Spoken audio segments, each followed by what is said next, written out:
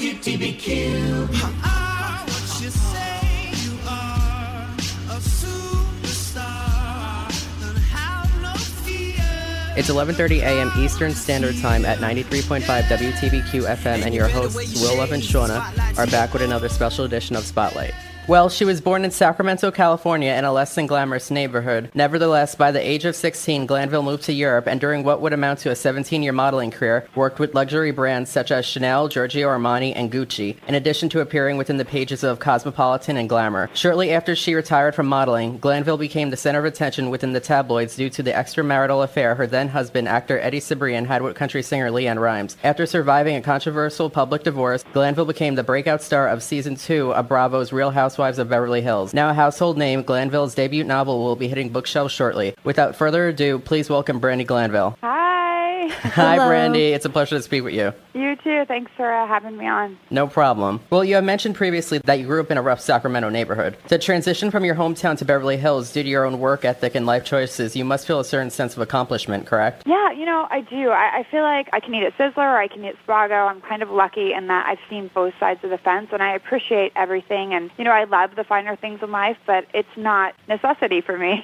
You're currently working with esteemed literary agent Michael Broussard, who has represented some of Hollywood's most successful books. May you tell listeners what specifically your debut novel is about and what it will entail? Michael, who I love, he's like one of my best friends. Now, we met, from work, and my book is about my divorce. It's not a bashing novel about Eddie or LeAnn. It's about my struggles that I went through personally, how I overcame them. Hopefully it will empower women and, let them know if it happens to me, it can happen to anyone, and you can get through it. There's light at the end of the tunnel, and life goes on after divorce. And that's really my message I want to get out there. And, it's a wonderful life that we have. We have to make it last and make it count. Well, you were referred to be a part of the program by Adrienne Maloof, yet during some of your most vulnerable moments after game night and during your Malibu party, Adrienne chose to chastise you, which I thought was bizarre. Do you view her as a fair-weather friend now? I like and respect Adrienne, and she wasn't there for some of the harder times. She wasn't there for game night. She didn't really see what happened, and she was much closer with the other ladies, so I understand why she would choose to believe their version of the story because she's known them forever. It does bum me out. I'm a little disappointed in her for sure, but ultimately she's a good person, and we'll be friends. Now, after she married your ex-husband, LeAnn Rimes developed a history of replicating your attire, candid photos, and even tweets. Recently, she alluded that a majority of her forthcoming album, Spitfire, is going to be about you. What is your take on her very public fixation with your character? I actually think it's kind of humorous because, obviously he didn't want me, so I don't know why she would want to be just like me, but, that's their problem now. And as far as the songs go, I'm very interested in hearing them. I've never really listened to her music before, but I'll definitely tune into this album. Have you heard any of the songs? No, I'm not really into, I'm more of a gangster rap kind of girl. Oh my gosh. I don't really listen to country unless it's Carrie Underwood. It'll be funny to listen to. Well, yeah, I wonder if I'm going to get a check out of that. That would be awesome if I get like a cut. Take that up. This is about me. I'm going to email her right now. I'm kidding. Now, you actually mentioned that you write sonnets. So yeah, I do. I love to write. I've been writing forever, and throughout my divorce, I journaled, and it was like I made kind of fun of myself in these poems, I would say. I gave one of mine to a friend of mine who's a songwriter, and he's like, this is a great chorus for a song. I'm like, well, you got to make up the rest, but here you go. Even though it's so cliche, do you think you would ever put out a single?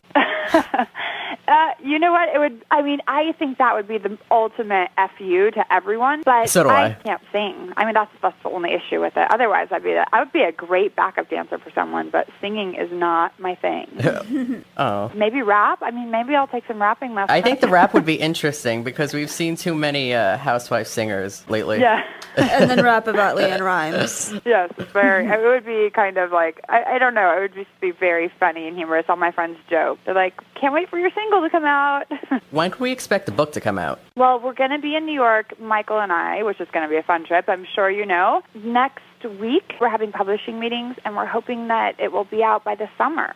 Oh, wow. Yeah, it's all quick turnaround. It's crazy how things, speed by and how fast things actually get done. Do you think the release is going to coincide with the third season of Housewives of Beverly Hills? I don't know because I'm not sure if I'm doing the show yet. Really? Yeah, they haven't told me, so I don't know. But I know they start shooting very soon, so it would be great if that was the case, so I could promote my book on the show. But I don't know yet. You've gained a huge following within the past year. They'd be pretty lame to choose Taylor or Kim to come back over you. But that's just my opinion. Just putting that out there. Just putting it out there. Well, thank you. I appreciate your opinion. Well, I think when you're in New York, I think you should come up here and hang out a little while. For sure. Yeah, that'd be awesome. I'd love to meet you guys. Thank you so much, Brandi, for calling in. Yes, Of we course. appreciate it. And we're sorry for the little mishap before, but everything went well. Damn, you guys. I'm kidding. No, it was nice. It was lovely to chat with you guys. Have a wonderful day, and I hope to talk to you guys soon. You too. You as All well. right, I'll keep you bye. updated. Okay, perfect. All right. Have a Thank good you day. so Bye, guys. much. Bye. Bye.